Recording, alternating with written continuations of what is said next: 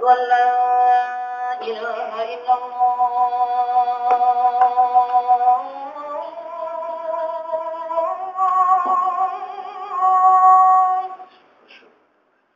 أشهد أن لا إله إلا الله.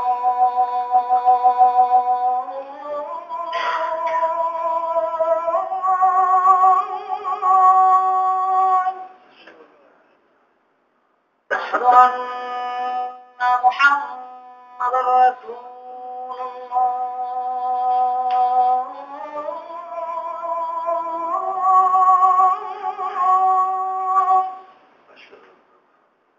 أشهد أن محمد رسول الله.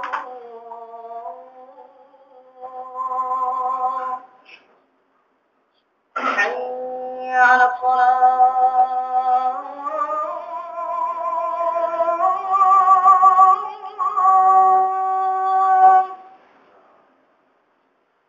حي على الصلاة.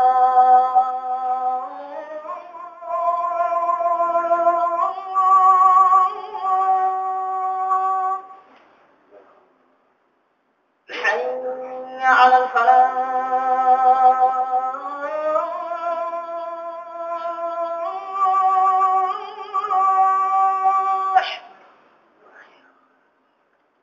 حي على الفلاح.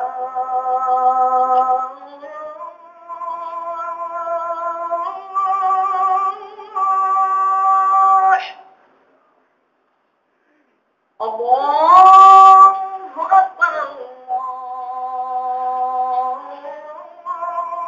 الله أكبر. لا إله إلا الله.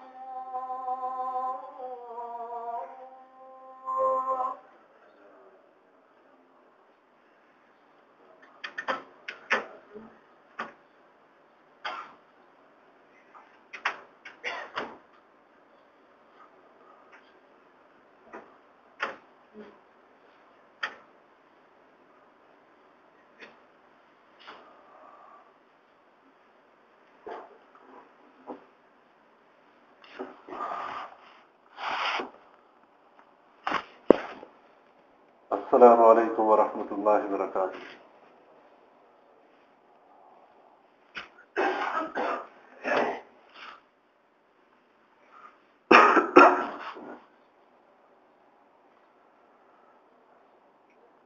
ان الحمد لله نحمده ونستعينه ونستغفره ونعوذ بالله من شرور انفسنا ومن سيئات اعمالنا، من يهده الله فلا مضل له ومن يضلله فلا هادي له، وأشهد أن لا إله إلا الله وحده لا شريك له، وأشهد أن محمدا عبده ورسوله.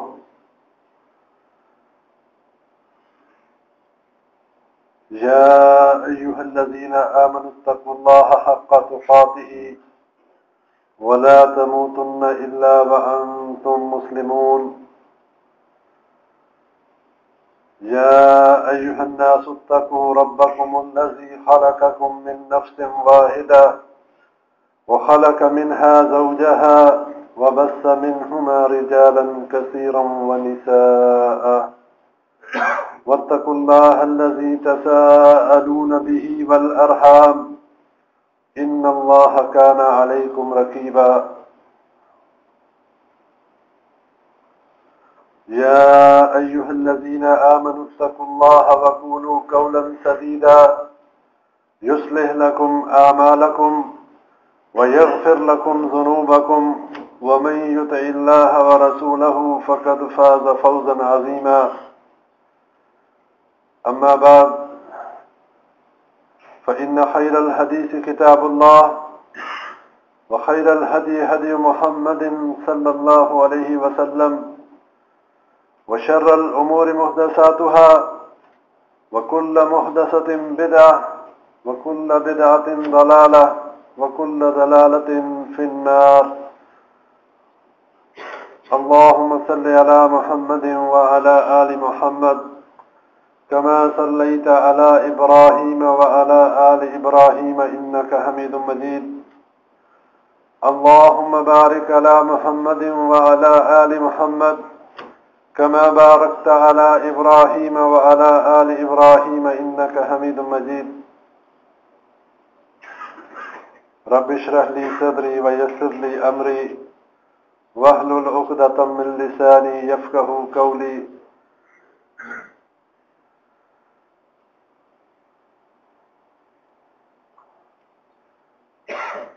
تمام تعریفیں اللہ مالک الملک کے لیے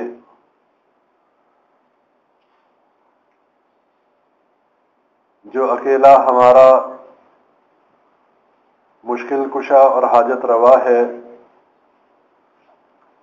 انگنت درود و سلام نبی اکرم صلی اللہ علیہ وسلم کی ذات مبارکہ پر کہ جن کا امتی ہونے کا شرف اللہ تبارک و تعالی نے ہمیں بخشا اور انسانیت کی رشد و ہدایت کے لیے امام الانبیاء نبی اکرم صلی اللہ علیہ وسلم کو مبعوث فرمایا۔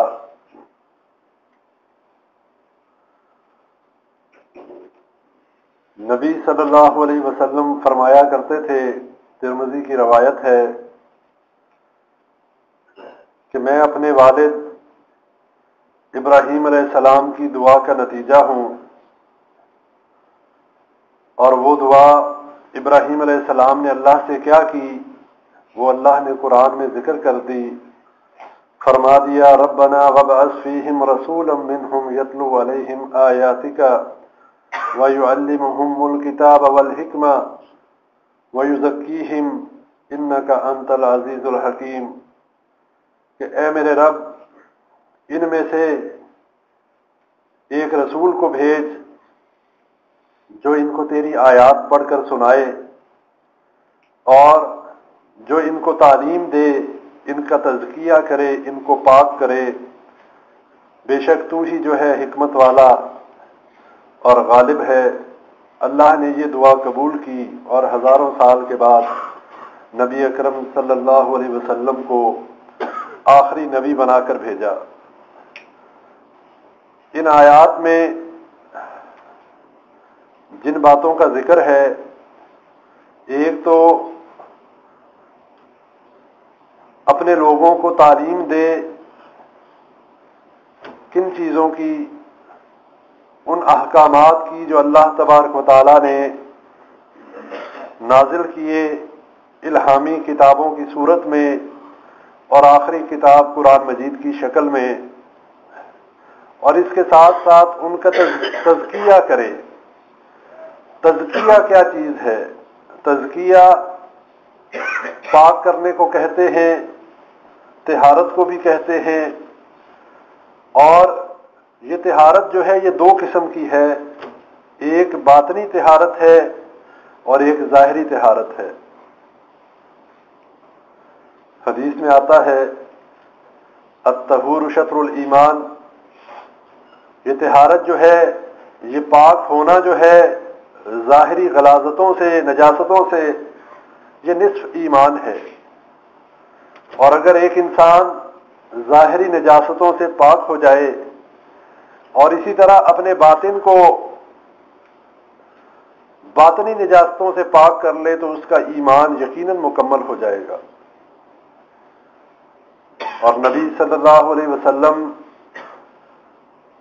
نے اس امت کو تمام وہ طریقے سکھلا دیے، ان کا تعلق ظاہری نجاستوں کے ساتھ ہو یا ان کا تعلق باطنی نجاستوں کے ساتھ ہو۔ جن کے دلوں کے اندر بیماری ہے، نبی صلی اللہ علیہ وسلم نے ان کا علاج بھی بتا دیا، اور جن کی جسمانی بیماریاں ہیں اس کا علاج بھی اس کتاب اللہ میں بتا دیا گیا۔ یہی ایک واضح فرق تھا جس کی وجہ سے اہل کتاب یہود و نصارہ جو ہیں تنگ کیا کرتے تھے حضرت سلیمان فارسی رضی اللہ تعالی عنہ کو تنزیہ کہتے، مذاق اڑاتے ہوئے کہتے، صحیح مسلم کی روایت ہے کہ تمہارا نبی تو وہ نبی ہے جو تمہیں بیت الخلاء میں جانے کے طریقے بتاتا ہے، جو تمہیں پیشاب اور پاخانہ کرنے کے طریقے بتاتا ہے۔ اگر کوئی ہم جیسا ہوتا تو مارے شرمندگی کے لاجواب ہو جاتا، شرمندہ ہو جاتا، لیکن وہ سیدنا سلیمان فارسی رضی اللہ تعالی عنہ نے بڑے فخر سے کہا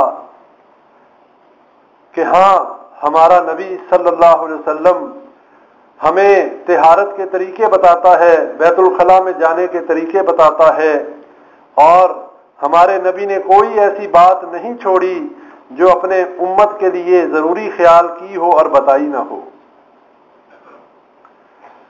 اس لیے اگر ایک انسان ظاہری طور پر طاہر نہیں ہے، پاک نہیں ہے، اس کی نماز ہی نہیں، اس کی عبادات اللہ کے ہاں قبول و منظور ہی نہیں۔ اس طہارت کو عبادت کی کنجی کہا گیا، نماز کی کنجی کہا گیا، چابی کہا گیا۔ اگر ایک انسان اپنے آپ کو ظاہری نجاستوں سے پاک نہیں رکھتا تو اس کی عبادات اللہ کے ہاں قبول و منظور نہیں۔ جیسے بغیر وضو کے اللہ نماز قبول نہیں کرتا، اسی طرح اگر ایک انسان کا جسم پاک نہیں ہے، اللہ تعالیٰ اس کی عبادت کو قبول نہیں کرتا۔ اور جہاں تک تعلق ہے ان یہود و نصارہ کا، ان آج کی ماڈرن سویلائزیشن کا، جس کے پیچھے ہمارے مسلمان بھی بھاگے چلے جا رہے ہیں، اپنے معاشرے اور کلچر میں، اپنی زندگی میں یہود و نصارہ کی مشابہت کرنا اور ان کے کلچر کو اپنانا، ان کے فیشن کو اپنانا، ان کی حالت یہ ہے، یہ اتنے زیادہ بنیاد پرست ہیں، یہ اتنے زیادہ مسلمانوں کے دشمن ہیں، اور یہ اتنے زیادہ اسلام کے ساتھ دشمنی رکھنے والے ہیں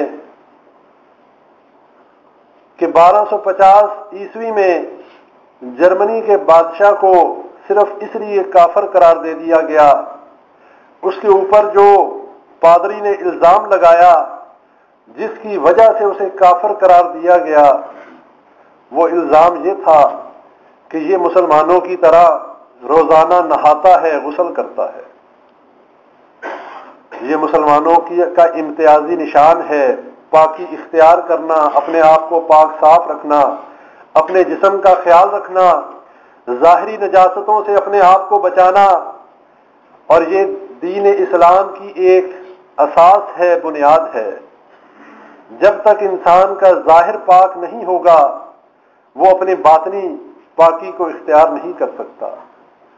اسی طرح 1400 عیسوی کا واقعہ ہے، پاپائے روم جو عیسائیوں کا بہت بڑا پادری سمجھا جاتا ہے، اس نے خصوصی عدالتیں قائم کیں، اور ان عدالتوں میں ان لوگوں کے مقدمات کو چلایا گیا کہ جن کے اوپر یہ شک تھا کہ یہ مسلمانوں کے نظام کو، مسلمانوں کے طور اور طریقوں کو اچھا سمجھتے ہیں۔ اس نے ان تمام عیسائیوں پر کفر کا فتویٰ لگا دیا کہ جو کسی مسلمان کے طریقے کو، اسلام کے طریقے کو پسند کرتا ہو اور مسلمانوں کی طرح نہاتا ہو، غسل کرتا ہو، تاریخ میں آتا ہے کہ 2000 عیسائیوں کو جلا دیا گیا، زندہ جلا دیا گیا، اس جرم کی پاداش میں کہ یہ پاک صاف کیوں ہوتے ہیں، یہ مسلمانوں کی طرح غسل کیوں کرتے ہیں، یہ ظاہری نجاستوں سے اپنے آپ کو پاک کیوں کرتے ہیں۔ یعنی یہود و نصارہ کے اندر پاکی کا اختیار کرنا یہ ایک بڑی ہی غیر ضروری بات ہے اور بہت بڑا جرم ہے۔ اور آج کے دور میں دیکھ لیں، ان یہود و نصارہ کے کلچر کو دیکھ لیں، سالہ سال یہ لوگ نہاتے نہیں، یہ لوگ پانی کا استعمال نہیں کرتے. جن لوگوں کو باہر کے ملکوں میں جانے کا اتفاق ہوا ہے ان کے پبلک واش رومز یا لیٹرینیں جو ہیں وہاں پر پانی کا کنیکشن ہی نہیں، صرف ہر چیز ٹیشو پیپر پہ چلتی ہے. اور ان کے ہاں مہینوں مہینے سالہ سال نہانے کا کوئی کانسیپٹ نہیں. اور جن واقعات کی طرف میں نے آپ کی توجہ مبذول کروائی ہے انہی میں آتا ہے کہ اس دور میں جب ان کا پوپ اور پادری جب باہر نکلتا تو اس کی ابا جو ہے گندگی اور غلاظت کی وجہ سے اس کے سر میں اتنی گندگی ہوتی، اتنی بدبو ہوتی کہ اس کے کپڑوں کے اوپر اس کے سر میں سے جوئیں نکل کر سارے پھر رہی ہوتی اور کوئی صفائی کا بندوبست نہ ہوتا. بھائیو، ہمیں اللہ کا شکر ادا کرنا چاہیے کہ اللہ تبارک و تعالیٰ نے ہمارے اندر کون سی ایسی قابلیت تھی، ہمارے اندر کون سا ایسا ہم بہت اعلیٰ اور عرفہ تھے کہ اللہ نے ہمیں امت محمدیہ میں پیدا کیا. لیکن بڑے افسوس کی بات ہے ہم نے اس نعمت کا شکر ادا نہیں کیا. ہم کفران نعمت کرنے والوں میں سے ہو گئے. نہ ہمیں اللہ کی دی ہوئی صحت کی کوئی قدر ہے، نہ ہمیں اس امت محمدیہ میں مسلمانوں میں پیدا ہونے کی کوئی قدر ہے. اگر ہمیں اس بات کی قدر ہوتی تو پھر ہم ان تمام ظاہری نجاستوں سے اپنے آپ کو پاک رکھتے جو ہماری عبادات کے اندر خلل اندازی کرتی ہیں، جو ہماری عبادات کو ضائع کرنے کے مترادف ہوتی ہیں. مثال کے طور پر کچھ حلال چیزیں ہیں جو حرام نہیں لیکن جن کا استعمال مسجد میں آتے ہوئے حرام ہے، انہیں استعمال نہیں کرنا چاہیے. جیسے پیاز اور لہسن ہو گیا. نبی صلی اللہ علیہ وسلم نے فرمایا جو اس پیاز اور لہسن کو استعمال کرے وہ ہماری مساجد کے قریب مت آئے. حالانکہ یہ حرام چیز نہیں ہے. اور نبی صلی اللہ علیہ وسلم کے دور میں جب کوئی پیاز یا لہسن کھا کر مسجد میں آ جاتا صحابہ کہتے ہیں ہم اسے اٹھا کر بقیع قبرستان میں چھوڑ آیا کرتے. کیا وجہ ہے؟ وجہ یہ ہے یہ حلال چیزیں ہیں لیکن ان کی بدبو ایسی ہے جو زائل نہیں ہوتی. اور ہمارے اجتماعات میں فرشتوں کی جماعت بھی موجود ہوتی ہے. نبی صلی اللہ علیہ وسلم نے فرمایا جہاں تمہارے مسلمان بھائیوں کو تکلیف ہوتی ہے وہاں پر ان فرشتوں کو بھی تکلیف ہوتی ہے. لیکن میں نے تو آپ سے پیاز اور لہسن کی بات کی. اسے پکا کر استعمال کیا جا سکتا ہے، اس کی بدبو کو ختم کر کے استعمال کیا جا سکتا ہے، لیکن کچا لہسن اور پیاز جو ہے اس کی بدبو ختم نہیں ہوتی. لیکن آج کتنے ہی ہمارے بھائی ہیں جو لہسن اور پیاز تو شاید استعمال کرتے ہیں کہ نہیں، لیکن بڑے آرام سے مسجد کے باہر کھڑے ہو کر سگریٹ کے کش لگاتے ہیں اور نماز کا ٹائم ہوتا ہے تو اسی طرح اندر آ جاتے ہیں. جہاں پر لہسن اور پیاز جو ہے جو کہ حلال ہے اس کے استعمال پر پابندی لگا دی نماز کے دوران، تو یہ سگریٹ تو ویسے ہی ایک حرام چیز ہے. یہ تو انسان کا اپنے آپ کو قتل کرنے کے مترادف ہے. اور اللہ قرآن میں فرماتا ہے لا تقتلوا انفسکم، اپنی جانوں کو قتل مت کرو.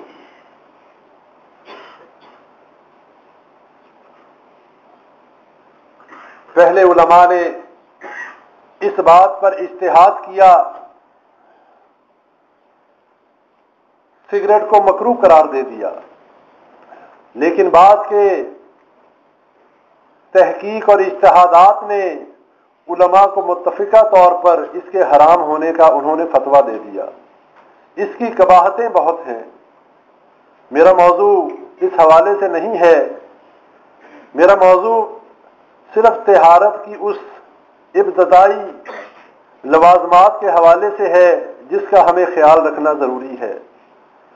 جو چیز ہمیں یہود و نصارہ سے علیحدہ کرتی ہے، ممتاز کرتی ہے، دیگر ادیان باطلہ سے ہمیں سپیریئر کرتی ہے، ہمیں اس چیز کا خیال رکھنا چاہیے.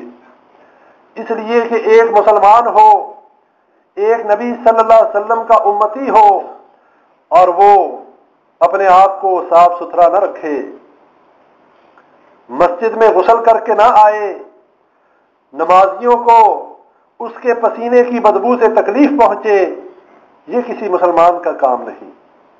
ایک صحابی نبی صلی اللہ علیہ وسلم کے پاس پہنچا، اس کے بال بکھرے ہوئے اور اس کی حالت سے نظر آتا تھا کہ بغیر غسل کے اور بغیر نہائے ہوئے آیا ہے.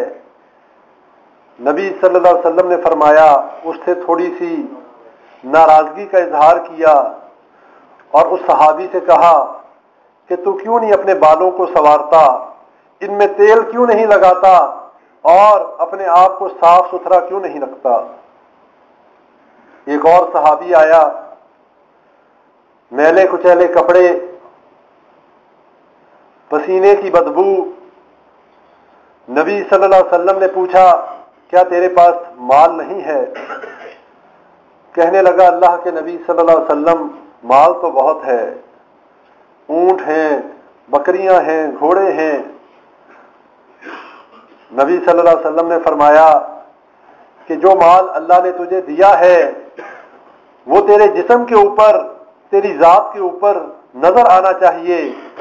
یہ اللہ کا شکر ادا ہونے کے مترادف ہے. اگر کسی کو اللہ نے مال دیا ہے تو پھر ایسے زندگی بسر نہ کرے کہ جیسے اس کے پاس کچھ ہے ہی نہیں، بلکہ اپنی صفائی اور ستھرائی کا خیال رکھے. اور بھائیو، یہ پانی ایک ایسی نعمت ہے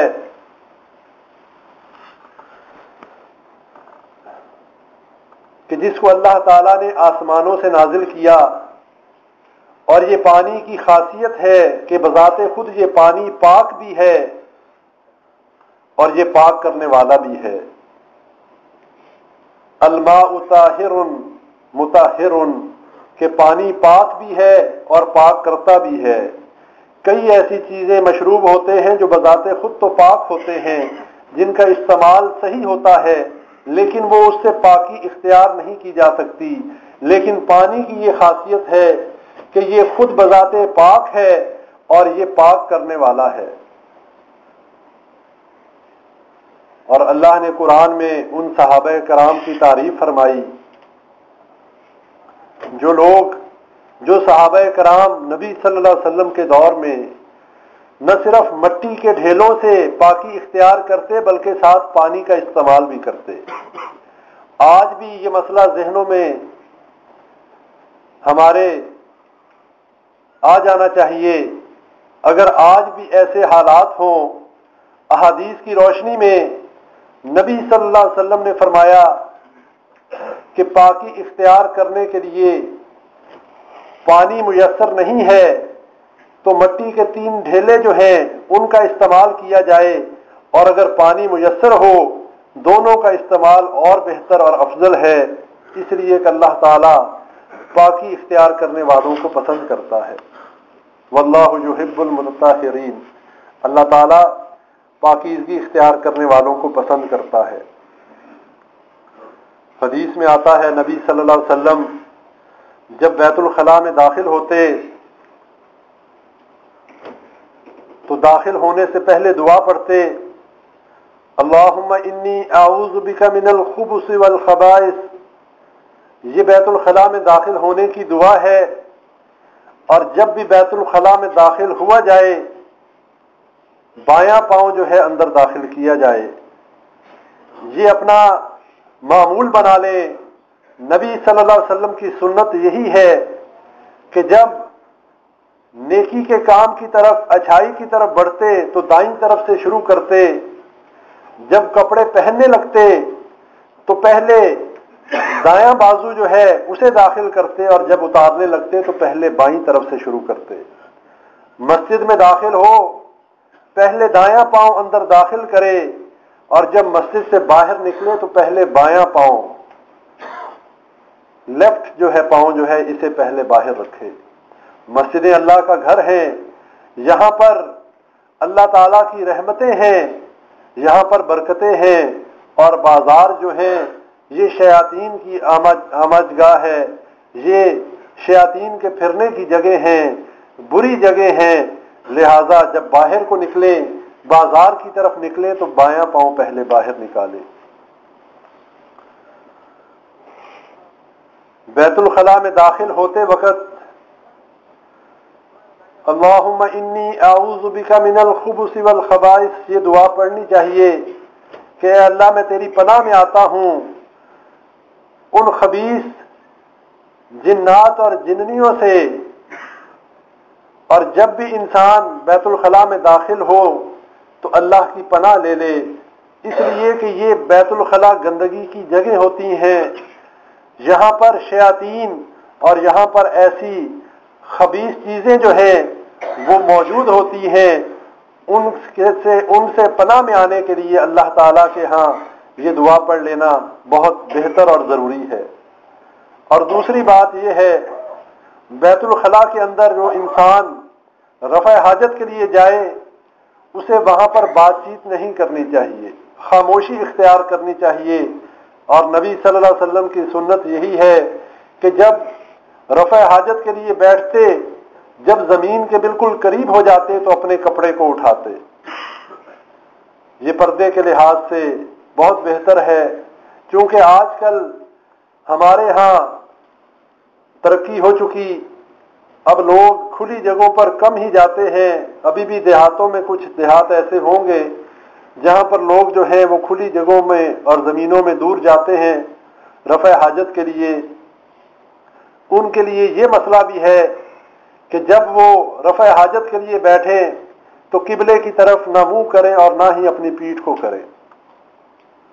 لیکن اگر کوئی شخص چار دیواری کے اندر ہے، اپنے گھر کے باتھ روم میں ہے، وہاں پر استثناء ہے، اس لیے کہ دیوار کی اوٹ کے آ جانے سے یہ معاملہ جو ہے اس کی اجازت ہے.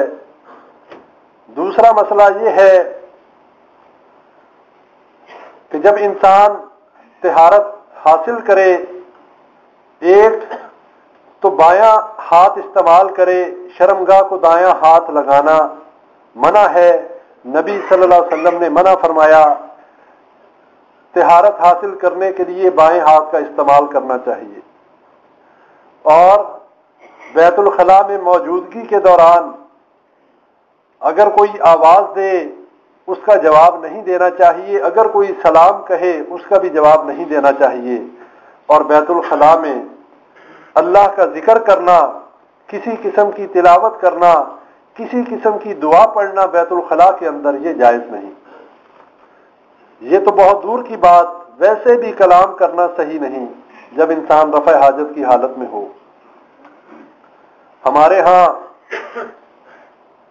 تو بھائی لوگ جو ہیں کافی زیادہ کام باتھ روم میں ہی کر لیتے ہیں. کچھ سگریٹ نوشی باتھ روم میں بیٹھ کے کرتے ہیں، کچھ جو ہے اخبار کا مطالعہ کرتے ہیں، کچھ باتھ روم میں بیٹھ کر گانے گاتے رہتے ہیں. تو یہ تمام کام جو ہیں یہ حرام ہیں بھائیوں. یہ باتھ روم اور بیت الخلاء جو ہیں ان کاموں کے لیے نہیں. اور یہ بھی اندازہ کریں کہ یہ سگریٹ کیسی چیز ہے. انسان کبھی کھانا جو ہے باتھ روم میں نہیں کھاتا، انسان کوئی کھانے کی چیز باتھ روم میں نہیں کھاتا، لیکن یہ سگریٹ ایسی چیز ہے جسے باتھ روم میں بیٹھ کے بھی بندہ پی لیتا ہے. یہ سوچنے کی بات ہے. میرے کئی بھائی جو ہیں اس بیماری میں ملوث ہوں گے. مقصد اصلاح ہے، کسی پہ طنز کرنا نہیں ہے. اپنے پیسے کا ضیاع، اپنی جان کا ضیاع اور اللہ اور اس کے رسول صلی اللہ علیہ وسلم کی ناراضگی بڑے نقصان ہے بھائیوں. یہی پیسہ اپنی صحت پہ لگائیں، اپنے اہل و عیال پر لگائیں. نبی صلی اللہ علیہ وسلم سے پوچھا گیا سب سے افضل صدقہ کون سا ہے؟ نبی صلی اللہ علیہ وسلم نے فرمایا کہ وہ پیسہ، وہ صدقہ، وہ مال جو اپنے اہل و عیال پر خرچ کیا جائے۔ تو ہم جتنا پیسہ روپیہ اپنے اہل و عیال پہ خرچ کرتے ہیں، اگر ہماری نیت یہ ہے کہ اللہ نے ہمیں ان کا مکلف بنایا ہے، یہ ہماری رعیت میں سے ہیں، ہماری ذمہ داری ہے ان کی تمام ضرورتوں کو پورا کرنا، تو یہ افضل الصدقہ ہے۔ لہذا کوشش کریں کہ اپنے پیسے کو، اپنی حلال کمائی کو حرام جگہوں پر خرچ نہ کریں۔ اس مال کے بارے میں قیامت کے دن سوال ہونا ہے۔ مال کہاں سے کمایا، کہاں خرچ کیا، یہ جواب دیے بغیر انسان ہل نہ سکے گا اللہ تبارک و تعالیٰ کے سامنے سے۔ اسی طرح جب بیت الخلاء سے فارغ ہو جائے، باہر نکلنے لگے، تو پہلے دایاں پاؤں باہر نکالے اور غفرانک یہ دعا پڑھے کہ اے اللہ مجھے بخش دے، اللہ سے بخشش کا سوال کرے۔ یہ بیت الخلاء میں جانے اور نکلنے کے آداب ہیں۔ اسی طرح نبی صلی اللہ علیہ وسلم نے صحابہ کرام سے فرمایا کہ 2 لعنت والے کاموں سے بچ جاؤ۔ صحابہ نے پوچھا کہ وہ 2 لعنت والے کام کون سے ہیں؟ فرمایا الذی یتخلی فی طریق الناس وذلہم، کہ لوگوں کے راستے میں رفع حاجت کے لیے بیٹھ جانا یا کسی سائے والی جگہ پر انسان رفع حاجت کرے، یہ دونوں اللہ کی لعنتوں کو حاصل کرنے والے کام ہیں۔ اس لیے کہ راستہ جو ہے یہ گزرگاہ ہے، اگر کوئی راستے میں اپنی حاجت کے لیے بیٹھے گا گزرنے والوں کو تکلیف ہوگی، اور اسی طرح اگر کوئی کسی درخت کے سائے میں رفع حاجت کے لیے بیٹھے گا، اس سے بھی اس درخت کے سائے سے فائدہ حاصل کرنے والوں کو تکلیف ہوگی۔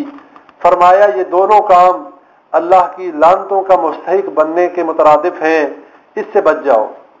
ایک، لوگوں کے گزرنے کے راستے سے وہاں پر رفع حاجت کے لیے مت بیٹھو، اور دوسرا کسی سایہ دار جگہ پر کسی درخت کے سائے میں جو ہے رفع حاجت کے لیے نہ بیٹھا جائے۔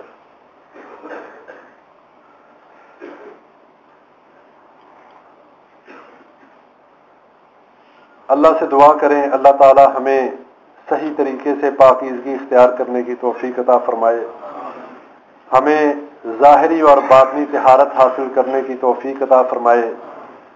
وآخر دعوانا الحمد للہ رب العالمین۔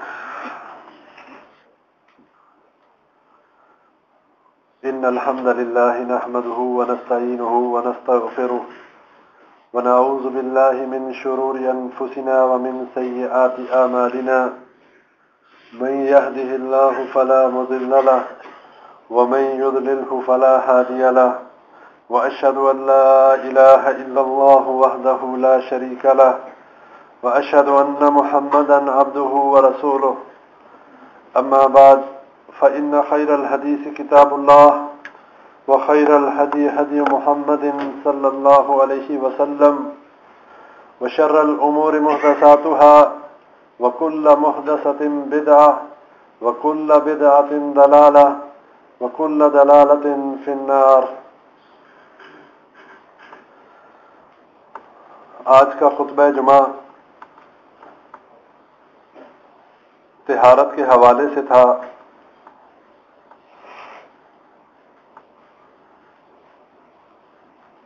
انشاءاللہ یہ ایک تسلسل طہارت کے مسائل کے حوالے سے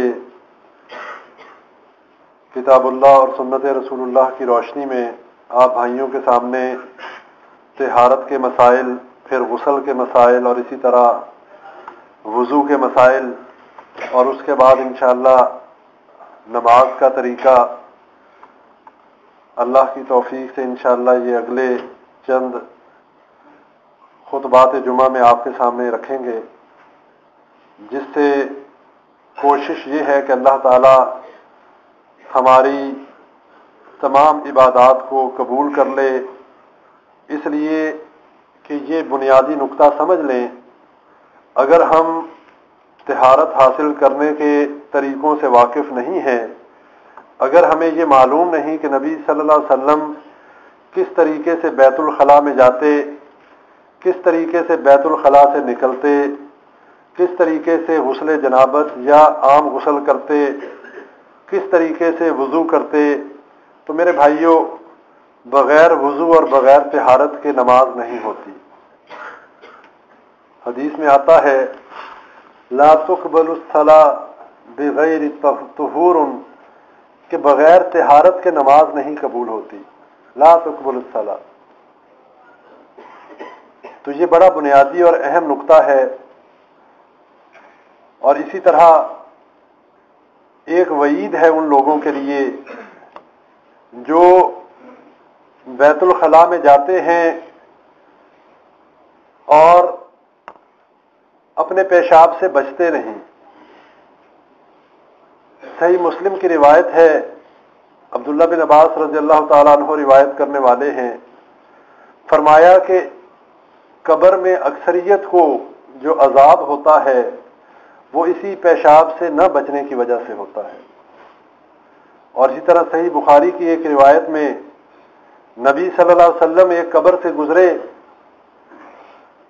صحابہ سے فرمایا کہ یہاں جو مدفون ہیں ایک قبر والے کو پیشاب سے نہ بچنے کی وجہ سے عذاب ہو رہا ہے اور دوسرے کو لوگوں کی غیبت کرنے کی وجہ سے، اور فرمایا کہ یہ اتنے بڑے گناہ نہیں تھے، یعنی کہ اتنے بڑے گناہوں کی وجہ سے عذاب نہیں ہو رہا۔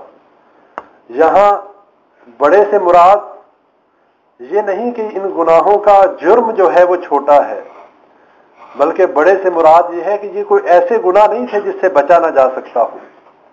اب پیشاب سے بچنا کون سا مشکل ہے، اور اسی طرح اپنی زبانوں کو بند کر لینا، اپنی زبانوں کو روک لینا، لوگوں کے خلاف استعمال کرنے سے اپنے آپ کو روک لینا کون سا مشکل کام ہے۔ اگر ہم وقتی لذت حاصل کرنے کے لیے محفل اور دوستوں کی مجلس میں اگر کسی کی کردار کشی نہیں کریں گے تو کیا فرق پڑے گا؟ کیا ہمیں روٹی ہضم نہیں ہوگی؟ یہ صرف وقتی لذت کی باتیں ہیں۔ لوگوں کے اندر لوگ کہیں گے بڑا بولنے والا ہے، بڑا لوگوں کو لاجواب کر دیتا ہے، کسی کو اپنے آگے ٹھہرنے نہیں دیتا۔ بھائیو یہ دنیا کی چیزیں ہیں، وَمَا الْحَيَاةُ الدُّنْيَا إِلَّا مَتَاعُ الْغُرُورِ، یہ دنیا جو ہے یہ دھوکے کا سامان ہے۔ جب اللہ کے دربار میں پیش ہونا ہے، جب ملک الموت نے روح قبض کر لینی ہے، جب اپنی آخری آرام گاہ میں داخل کر دیا جائے گا، اس وقت پتہ چلے گا کہ لوگوں کے اندر لوگوں کو لاجواب کر دینے والے کا کیا حشر ہو رہا ہے۔ بھائیو یہ قبر میں عذاب کا موجب ہے، اس سے بچیے، اپنے کپڑوں کو پاک رکھیے، اپنے کپڑوں سے نجاست کو دور رکھیے۔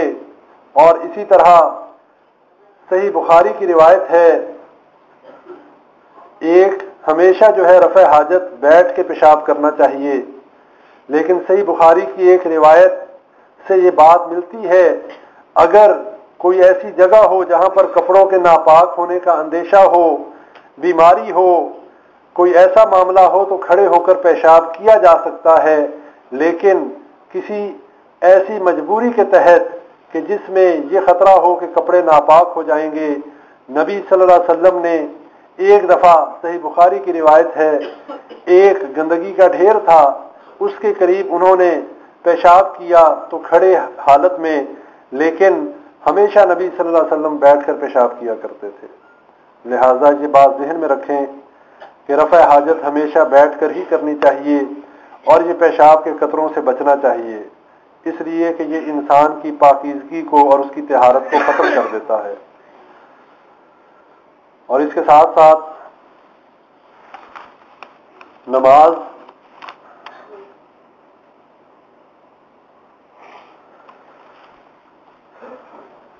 نماز اگر کھڑی ہو چکی ہو، اگر اقامت ہو چکی ہو، کوئی شخص مسجد کے قریب آتا ہے اور اسے پتہ چل رہا ہے کہ اب جماعت شروع ہونے لگی، لیکن اسے حاجت ہے، وہ رفع حاجت کا تقاضا بھی ہے، تو اس کے لیے یہ جائز نہیں کہ وہ جماعت میں شریک ہو جائے۔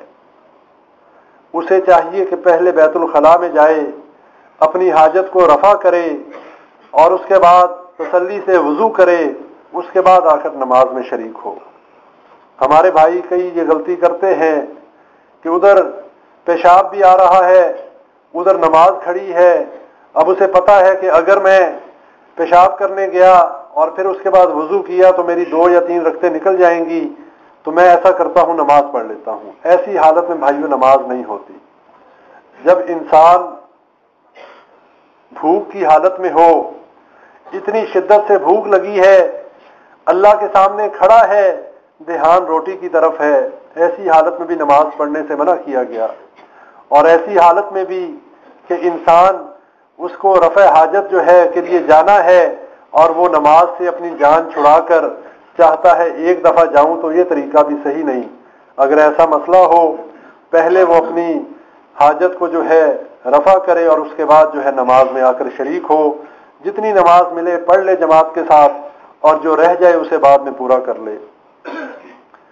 اللہ سے دعا کریں اللہ تعالی ہمیں کتاب اللہ اور سنت رسول اللہ کے مطابق عمل کرنے کی توفیق عطا فرمائے۔ اور بھائیوں، تمام مسلمانوں کے حق میں دعا کریں کہ اللہ تعالی تمام مسلمانوں پر رحم فرمائے، اللہ ہمارے ممالک کی حفاظت فرمائے۔ ہر طرف یہود و نصارہ جو ہیں مسلمانوں کے اس دین اسلام کے درپے ہیں، اللہ تعالی اس دین اسلام کی اور مسلمانوں کی حفاظت فرمائے۔ اور اس کے ساتھ ساتھ یہ دعا بھی کریں اللہ تعالی ہمیں اتفاق و اتحاد نصیب فرمائے۔ فرقہ واریت اور تفرقہ بازی اتنی زیادہ ہو چکی کہ یہود و نصارہ کو زیادہ محنت کرنے کی ضرورت نہیں پڑتی، وہ کسی بھی جماعت، کسی گروہ اور کسی فرقے کو ہوا دے دیتا ہے اور اس کے بعد ایک نہ ختم ہونے والا قتل و غارت گری کا سلسلہ شروع ہو جاتا ہے۔ ہمیں ان کے فتنوں کو، ہمیں ان یہود و نصارہ کی چالوں کو سمجھنا ہوگا، اور وہ تبھی ممکن ہے جب ہمارا تعلق اللہ کی کتاب اور نبی صلی اللہ علیہ وسلم کے فرامین کے ساتھ ہوگا۔ تمام بیماروں کے لیے دعا کریں اللہ تعالیٰ تمام بیماروں کو شفاء کاملہ عاجلہ نصیب فرمائے۔ ہمارے بھائی ایک سعودیہ میں ان کی کوئی ملازمتی کوئی پریشانی ہے، اللہ سے دعا کریں اللہ تعالیٰ عاطف بھائی کے مسائل کو دور کرے۔ اسی طرح ایک بھائی نے دعا کے لیے کہا ہے جو پاکستان میں 4 دن پہلے محمد طارق صاحب فوت ہو گئے، اللہ سے دعا کریں وہ صاحب ایمان اس دنیا سے گئے، ان کے لیے جو ہے جنت الفردوس اللہ تعالیٰ ان کی قسمت میں کرے، ان کے گناہوں کو معاف کرے۔ اور جتنے ہمارے آباء و اجداد میں سے اس دنیا سے جا چکے، جتنے صاحب ایمان کی حالت میں اس دنیا سے گئے، اللہ تعالیٰ سب کو جنت الفردوس میں جگہ عطا فرمائے۔ ربنا تقبل منا انك انت السميع العليم وتب علينا انك انت التواب الرحيم۔ سبحان ربك رب العزة